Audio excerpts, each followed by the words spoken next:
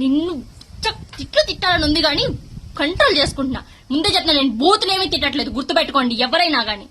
అయినా గానీ అసలు సోషల్ రెస్పాన్సిబిలిటీ ఎవరికి ఉండట్లేదు తెలుసా.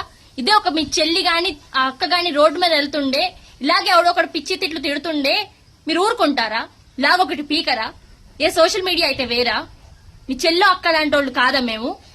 మిమ్మల్ని వచ్చి మీరేమన్నా కొట్టమంటున్నామా? జస్ట్ కుదిరితే ఒక కామెంట్ వాడికి అట్లీస్ట్ ఒక రిపోర్ట్ అయినా కొట్టలేదా? మీ డీటెయిల్స్ కూడా వెళ్ళ వాళ్ళకి. ఇట్లాంటి ఏదో సచ్చిన వాళ్ళని మామూలుగా వదలకూడదు తెలుసా. అరే నీకురా, నిన్ను కన్నోడున్నాడు చూడు, వాడికి కోసేసి ఉంటేనో లేదంటే నీకు కోసేస్తేనో నీలాంటి ఎదవలు పుట్టుకోకుండా ఉంటారు. నీ ప్రొఫైల్ చూస్తే వామిటింగ్స్ వచ్చేస్తున్నాయి ఎదవ.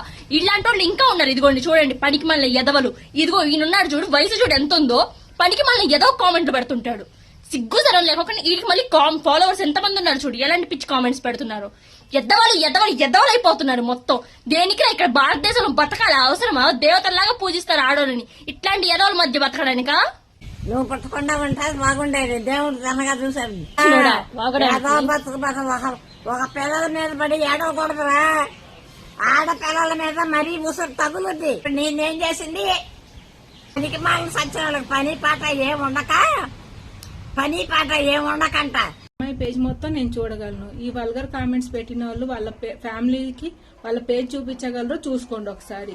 వాళ్ళ ఫ్యామిలీ వాళ్ళు వాళ్ళ పేజ్ చూస్తే ఎలా ఉంటుందో ఒకసారి ఆలోచించండి. సిగ్గు లేకుండా నువ్వు వెళ్తావేమో నీ అమ్మతో, ఏదో సచ్చినోడా. నువ్వు పోతావులే. అలాంటి ఎదవలు మీరు.